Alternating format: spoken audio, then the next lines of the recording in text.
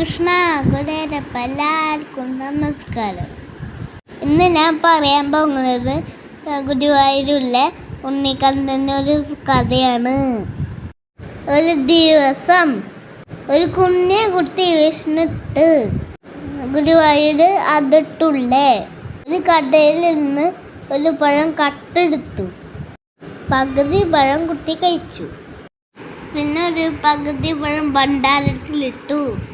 കഥയുടെ ഓണർ ഇതറിഞ്ഞു. കുട്ടിയോട് അമ്പലം ചുറ്റി നടക്കാൻ പറഞ്ഞു. അപ്പോൾ നോക്കുമ്പോൾ ഗുരുവായൂരപ്പനും കുട്ടിയുടെ കൂടെ നടക്കുന്നു. ഇതെന്താ ഉണ്ണിക്കണ്ണൻ നടക്കണേ? അത് കഥയുടെ ഓണർ ചോദിച്ചു. അപ്പോൾ ഉണ്ണിക്കണ്ണൻ ഇങ്ങനെ പറഞ്ഞു, പകുതി പഴം ഞാനാ കഴിച്ചത്. ഞാനും ഈ കുട്ടിയുടെ കൂടെ കുമ്പ് തെറ്റ് ചെയ്തില്ലേ? ഓണർക്ക് മനസ്സിലായി. പാവ കുട്ടികളുടെ പോലൊക്കെ ഉണ്ണിക്കണ്ണൻ എപ്പോഴും ഉണ്ട്. കുട്ടികളെ രക്ഷിക്കുന്ന കഥയോ ഉണ്ണിക്കണ്ണൻ. എല്ലാവരും വിളിച്ചാലോ ഗുരുവായൂരപ്പനെ. കൃഷ്ണ ഗുരുവായൂരപ്പ, എല്ലാവർക്കും നമസ്കാരം. ഉണ്ണി പറഞ്ഞ കഥ കേട്ടില്ലേ? കുറേ നാളായി ഞാൻ കഥകൾ പറയുന്നു. അപ്പോൾ അവന് ഇന്നൊരാഗ്രഹം, അവന് ഒരു കഥ പറയണമെന്ന്. അപ്പോൾ ഞാൻ അവനെ ചെറുതായി പഠിപ്പിച്ചു. അവനും ഞാൻ പറയുന്നത് കേട്ട് അതുപോലെ തന്നെ പറഞ്ഞിട്ടുണ്ടെന്ന് തോന്നുന്നു.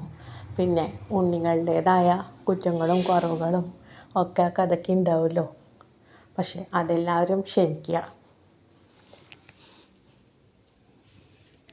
എല്ലാവർക്കും ഉണ്ണിയുടെ കഥ ഇഷ്ടമായെങ്കിൽ ലൈക്ക് ചെയ്യാനും സപ്പോർട്ട് ചെയ്യാനും മറക്കരുത് കേട്ടോ. പിന്നെ വീഡിയോ ഇടലൊക്കെ കുറവാണ്. ഒഴിവുള്ളപ്പോഴൊക്കെ ഞാൻ വീഡിയോ ഇടുന്നതായിരിക്കും. അപ്പോൾ ഗീതാപാരായണവും പിന്നെ പുതുവർഷ ഫലമൊന്നും ഇതുവരെ കംപ്ലീറ്റ് ആയിട്ടില്ല. അതൊക്കെ എനിക്ക് ഒഴിവ് വരുമ്പോൾ കംപ്ലീറ്റ് ചെയ്തോളാം. അപ്പോൾ ഞാൻ ഇപ്പോൾ കുറച്ച് തിരക്കുള്ള കാരണമാണ് വീഡിയോ ഇടാത്തത്. അപ്പോൾ എല്ലാവരും കൃഷ്ണനെ വിളിക്കുക. ഭഗവാനെ വിളിക്കുമ്പോൾ ഭഗവാൻ അതിൻ്റെ സൊല്യൂഷൻ കണ്ടെത്തി തരും. പിന്നെ ഞാൻ പുതുതായി എനിക്ക് നിങ്ങളോട് പറയാനുള്ളൊരു കാര്യം എന്ന് പറയുന്നത്, കൃഷ്ണൻ്റെ അമ്പലത്തിൽ, ഗുരുവായൂർ അമ്പലത്തിൽ നമ്മൾ പോയിട്ട് അനന്ത പത്മനാഭൻ സ്വാമി കിടക്കുന്ന പോലെ ഒരു ചിത്രമുണ്ടല്ലോ, ആ ഒരു അമ്പലത്തിൻ്റെ ഉള്ളിലായിട്ട് കാണാം. അപ്പോൾ അവിടെ നിന്നിട്ട് നമ്മൾ ഭഗവാനെ വിളിച്ച് പ്രാർത്ഥിക്കുന്നതൊക്കെ ഭഗവാൻ സാധിച്ചു തരുമെന്ന് എൻ്റെ ഒരു അനുഭവത്തിൽ പറയാണ്.